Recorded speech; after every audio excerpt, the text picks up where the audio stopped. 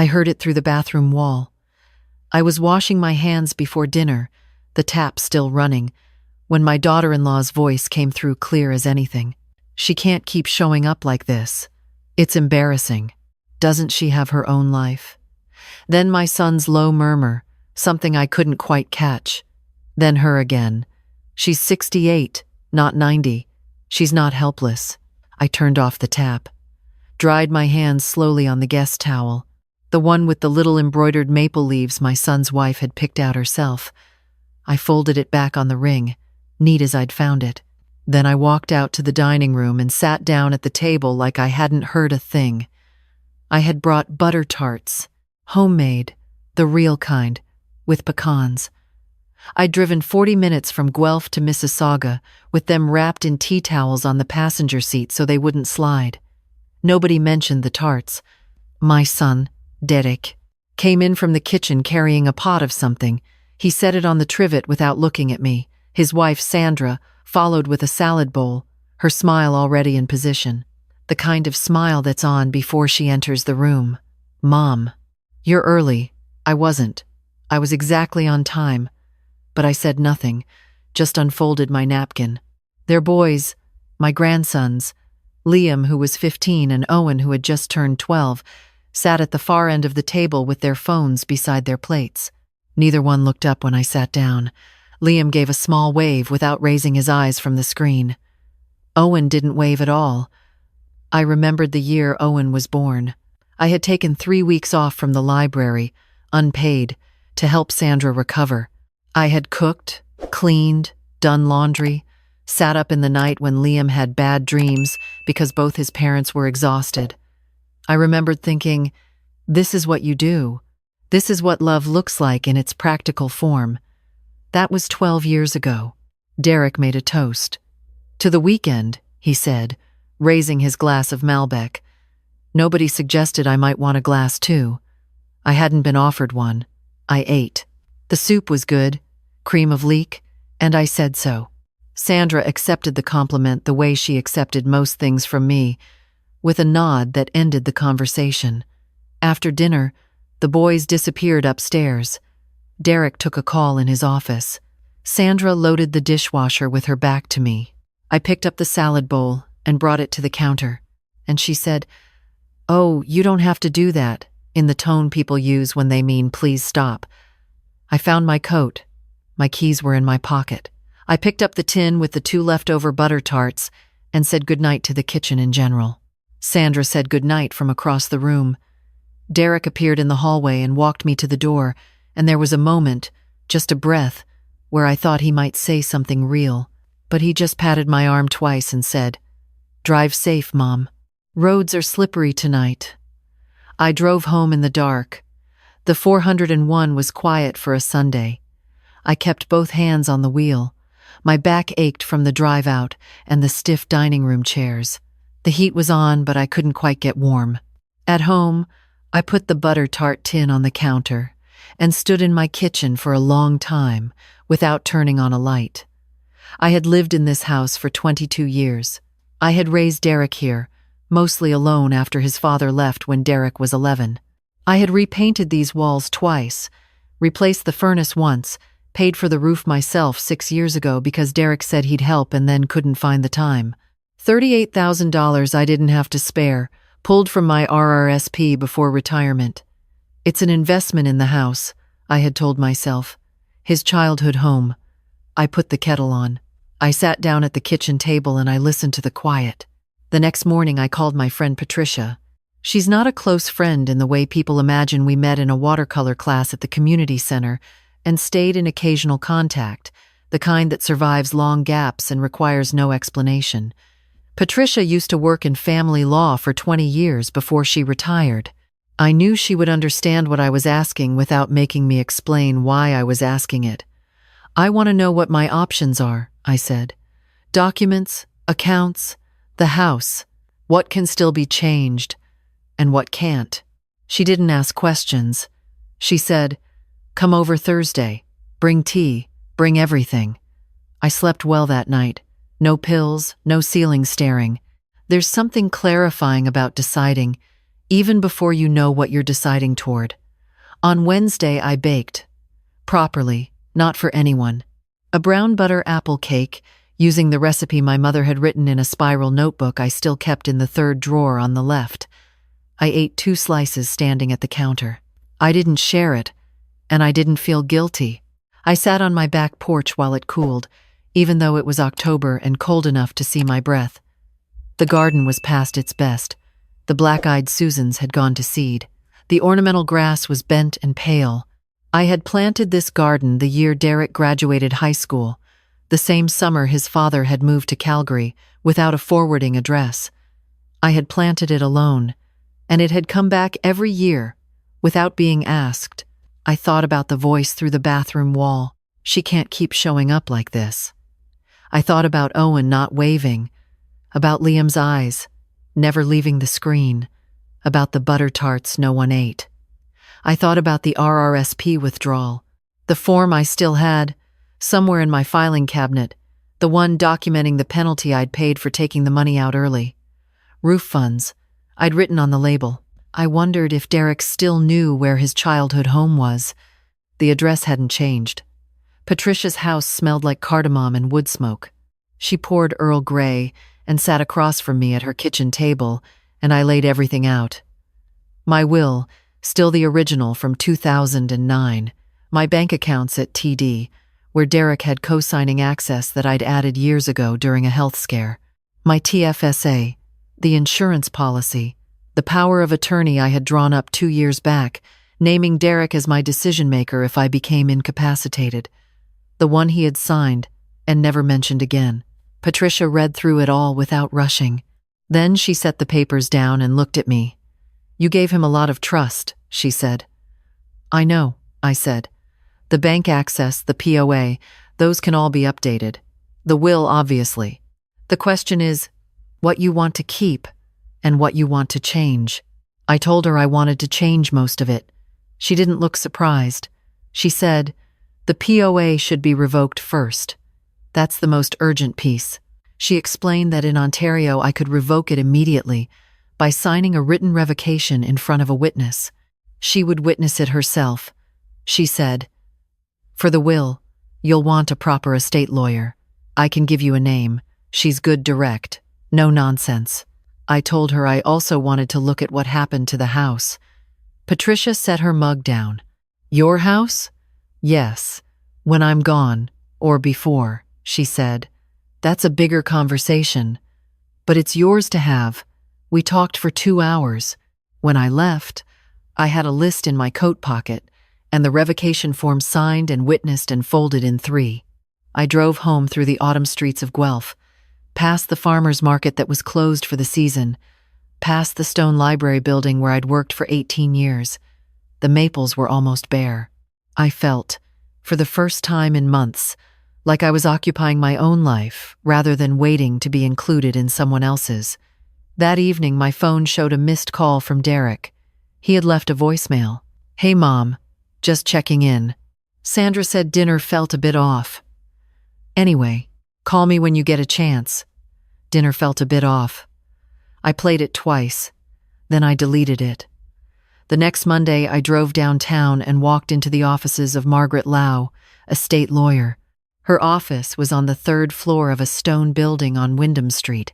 She was in her 50s, precise in her language, and she asked questions without filling in the answers for me.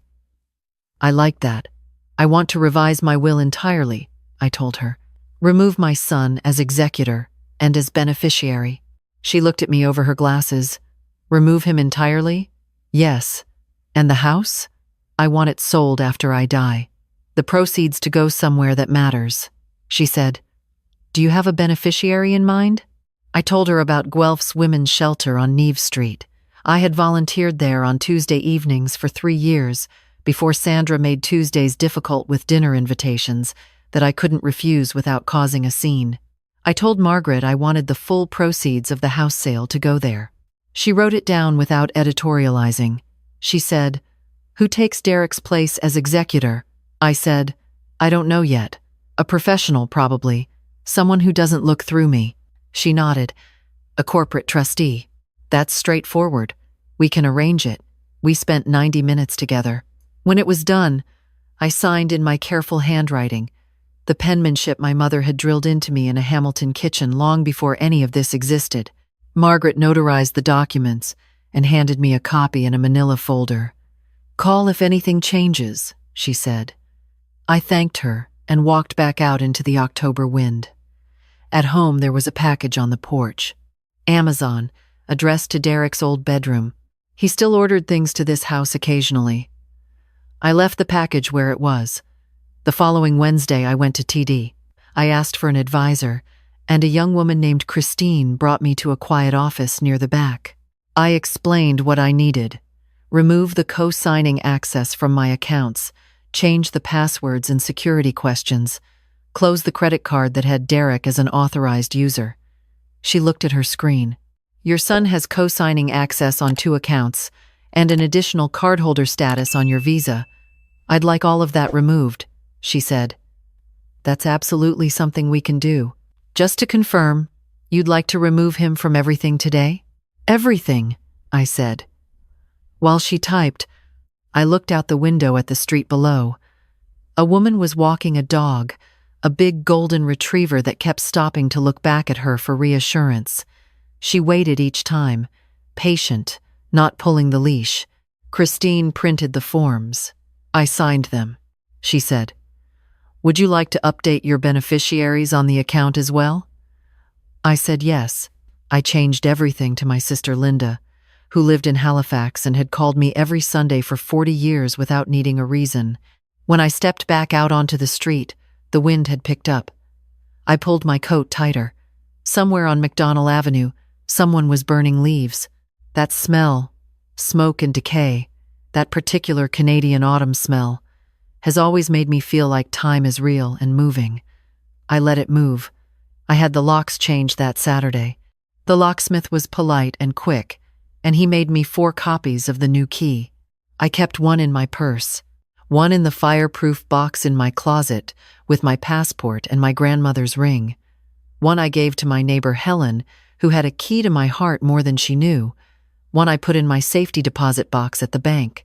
That evening, I made a proper dinner. Not soup from a can. Roasted salmon, wild rice, green beans with almonds. I set the table for one with the good dishes, the blue Denby set that had survived every move since 1987. I lit a candle. I ate slowly. Derek called twice. I let it go to voicemail both times. Sunday came gray and damp, the kind of November morning that settles into your bones if you stand still long enough. I dressed warmly and went out to the garden with my pruning shears. The stalks needed cutting back. The whole bed was overgrown and tired-looking. I worked slowly, methodically, cutting each stalk to the ground. There is something deeply satisfying about knowing that cutting something back properly is what allows it to grow again in spring. Helen came over the fence to say hello. She was in her mid-70s, widowed, with a daughter in Vancouver who called regularly. She brought 2 cups of tea in travel mugs and leaned on the fence post while I worked. We talked about her daughter's promotion, about the Heritage House 2 streets over that was finally being renovated, about whether the groundhog had damaged her hostas this year. She didn't ask about Derek. She never asked about Derek, which I had always appreciated, but that morning appreciated more than ever. After she went back inside, I stayed in the garden a while longer. My hands were cold through my gloves. The shears were heavy, but the bed looked right now, cut clean, ready for winter, ready for what came after. I left that message for Derek on Monday. I kept it brief. I told him I had made some changes to my financial and legal documents and that he should be aware. I told him I had revoked the power of attorney. I did not tell him about the will. He called within the hour. "What do you mean you revoked it? Mom, what is going on?" It wasn't a question. It had the shape of one, but none of the curiosity. I told him that I had been doing some estate planning and had decided to make changes. "Why wouldn't you talk to me first?" I said. "It's my estate." Silence. Then, "Sandra thinks you're upset about something." "Are you upset about something?" I thought about the bathroom wall, the butter tarts. The 2 missed dinner invitations in September, where I'd received a text instead of a call. The voicemail that said Sandra thought dinner had felt a bit off. I said, "I'm not upset. I'm organized." Another silence. He said, "Mom, this isn't like you." I said, "Maybe you didn't know what I was like." He arrived Thursday evening without calling first. I saw his car from the front window. He sat in it for 4 minutes before getting out, which was so much like something he had done as a teenager. That same hesitation at the edge of a difficult conversation, that something moved in my chest.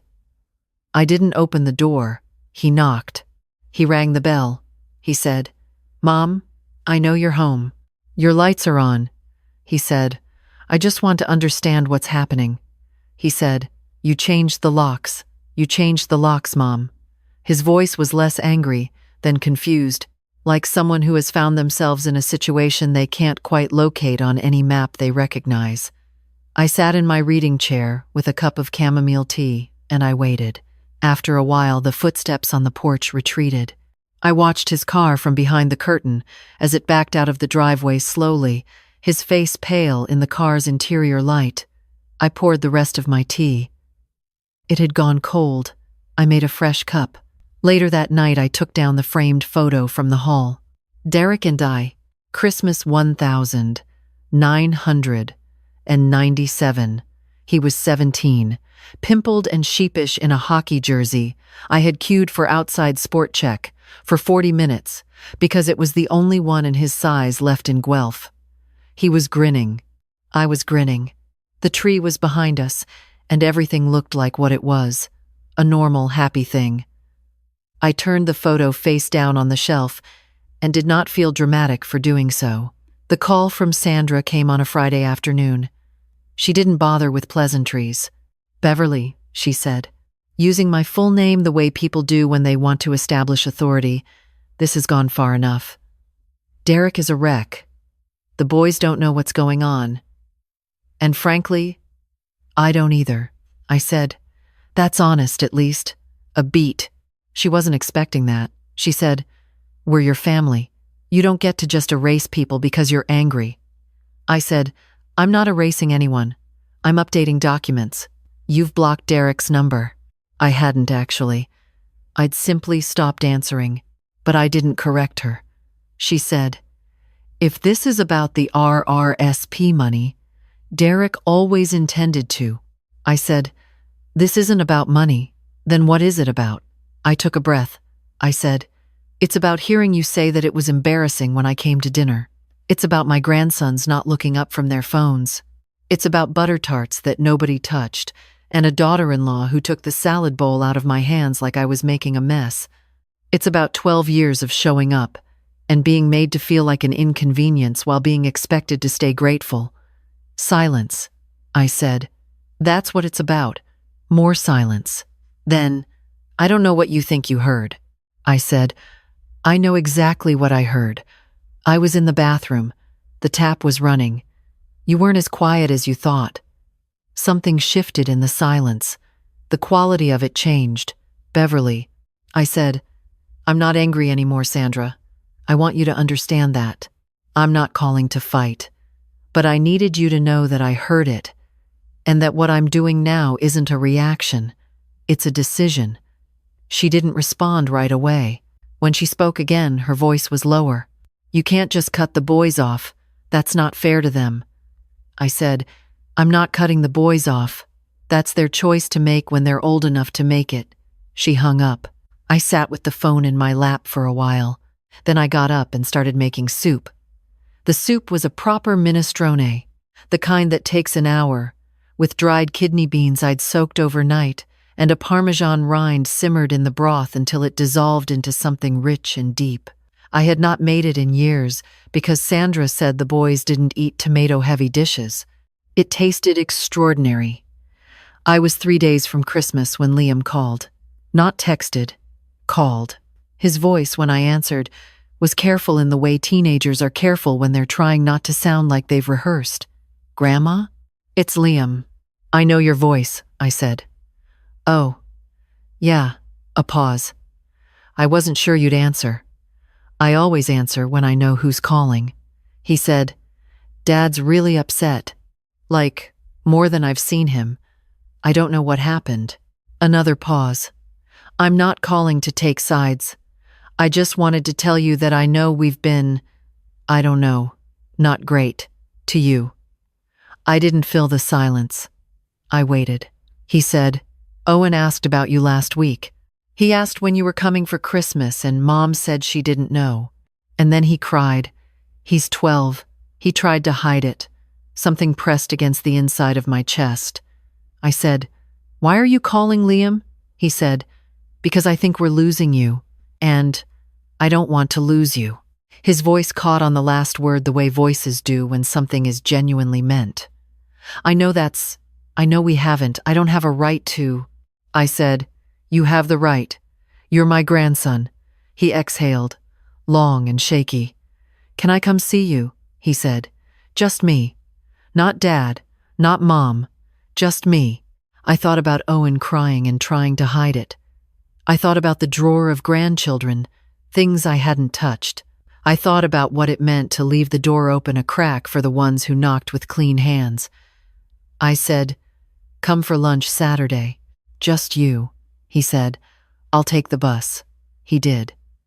He arrived at noon with a transit pass and a paper bag from Tim Hortons, 2 large double-doubles, because he remembered that's how I took mine, and he stood on my porch in his winter jacket with his hood still up and his face open in a way I had not seen since he was 9. We sat at the kitchen table. I had made potato leek soup and brown bread. He ate 2 bowls and half the loaf. 15-year-old boys eat like the world is ending and they want to get their fed. He didn't ask about the legal documents or the will or the locked-out accounts. He told me about his hockey team's recent losing streak and about a history teacher who'd assigned a project on residential schools that had made him feel genuinely ashamed in a way that surprised him. He told me that Owen had started drawing maps of imaginary countries, that he'd named one of them Beverley. I didn't speak for a moment. He named it after you, Liam said, like I might not have understood. I understood, I said. When he stood to leave, he zipped up his jacket and looked at me with his father's eyes in his own face, that particular shade of gray-green that ran on his grandfather's side, and he said, Mom doesn't know I came. Dad does. He said to say, he stopped. He said to say he's sorry. He didn't say what for, specifically. But I think he knows what for. I walked him to the door. He hugged me, briefly but sincerely, the way teenage boys hug when they're trying to mean it. After he left, I sat down in the hallway and cried for a few minutes. Not from grief, from the effort of all of it, from the relief of being seen, finally, by my grandson with the transit pass and the double-doubles and the 15 years of silence I'd helped create by never asking for more. I wiped my face. I got up.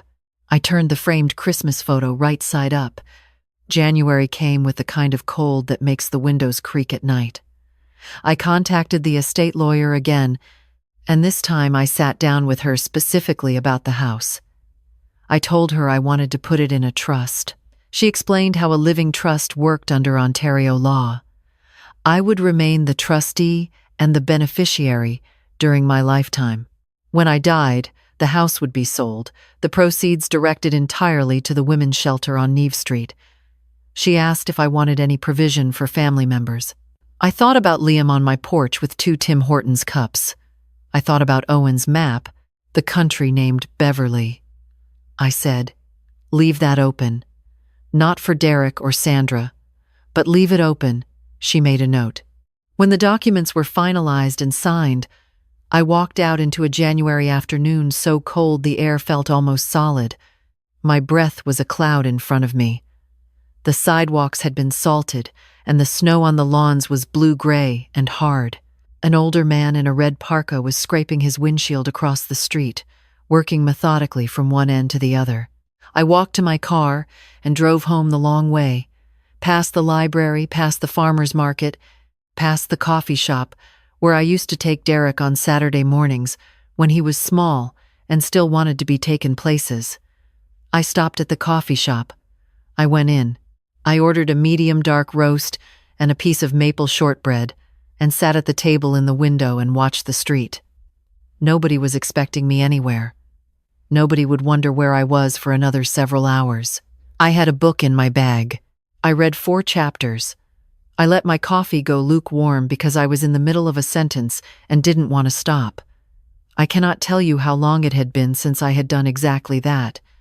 Derek wrote me a letter, not an email. A letter, in an envelope, in his handwriting that still tilted, slightly left the way it had since grade 3.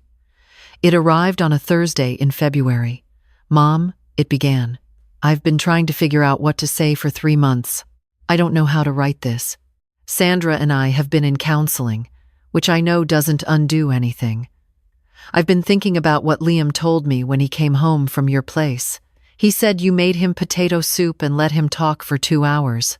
That's the most you anyone in this family. I heard what Sandra said through the bathroom wall. She told me. I want you to know I didn't laugh. I didn't agree, but I also didn't say anything, and that's almost worse. I don't know how to be the son you deserve. I'm not sure I have been for a long time, but I'm trying to figure it out. I don't expect anything from you. I just wanted you to know." I read it twice, then I folded it in thirds and placed it in a drawer in my nightstand, not the garbage, not framed on the wall, somewhere in between, where it could rest without demanding anything from me. That afternoon, Patricia came over. She brought her watercolors and I made tea, and we sat at my kitchen table painting nothing in particular, just shapes and color, the way we had in the class where we'd met years ago. She asked if things were settling. I said they were settling into something new, which wasn't the same as settled but was better. She painted a lopsided bird. I painted what was supposed to be the garden and ended up looking like a weather map. We laughed until the tea went cold. In March, Owen called. He was 12 and earnest in the particular way of 12-year-olds, who have recently had a feeling they don't have words for yet. He said, "Grandma, can I show you the maps?" I said, "Come whenever you want, and bring them all." He came on a Saturday with a notebook full of pencil drawings, elaborate and careful, entire invented continents with rivers and mountain ranges and cities with names he had made up. Beverley was a small island nation in the northwest of one of the larger maps. "It's known for having good weather and being hard to find," he told me very seriously, "unless you actually want to find it." I told him that sounded about right. He stayed for 3 hours. We made grilled cheese sandwiches. He showed me every page of the notebook. Before he left, he said, "Dad wants to know if he can call you." He said, "Only if you want." He said to say that. I said, "Tell him he can call on Sunday evenings if he likes. Short calls, for now." Owen nodded like a diplomat, receiving terms. The first call was 11 minutes long, and mostly silence, filled with careful sentences. Derek apologized again, more specifically this time. He named the RRSP money and the unanswered invitations and the butter tarts. He did not make excuses. I did not offer forgiveness, because forgiveness isn't a thing you hand over like a receipt. But I stayed on the phone. I said I heard him. I said I was glad he called. After I hung up, I sat for a while and thought about what I wanted, not what I was willing to give back. What I actually wanted. I wanted Sunday calls that stayed short until they earned the right to be longer. I wanted Liam to come for soup when he needed someone who wasn't his parents. I wanted Owen to bring his maps. I wanted Sandra to stay a careful distance for a long time, possibly forever, and for that to be accepted as a reasonable position. I wanted my house to mean something after I was gone to women who needed it. I wanted my Tuesday evenings back. I called the shelter on Neve Street the following week. The coordinator remembered me. She said they would love to have me back. She said Thursday evenings worked better now, if that suited. I told her Thursdays were completely open. On the first Thursday, I drove over in the early dark, parked on the street, and walked in through the side entrance.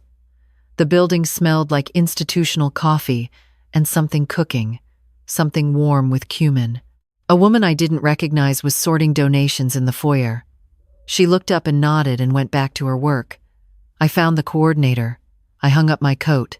I sat down at the table where the women came to talk about housing, about forms, about what came next, and I listened the way I knew how to listen, with both hands in my lap and my whole self present. On the drive home, I stopped at a red light on Edinburgh Road and looked at the city around me. The old stone buildings and the new glass ones, the road salt and the streetlights, and a man walking a dog on the far sidewalk.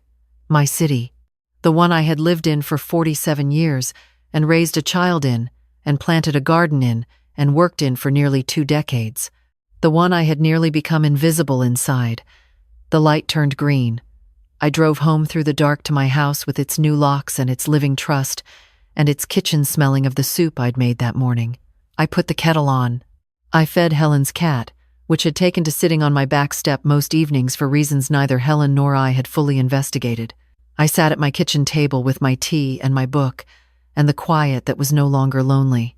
In my journal that night, I wrote a single paragraph. I heard what she said through the wall. I washed my hands and dried them on the maple leaf towel and walked out to the table like I hadn't. But I had. And when something lands like that, somewhere below the part of you that smiles through dinner, it starts a process, not of revenge, of reckoning, of deciding, finally, that the space you take up in the world is worth fighting for, not with noise, but with the quietest, most deliberate kind of certainty. They asked if I had my own life. I don't know. I always did. I just stopped letting them be the ones to define it.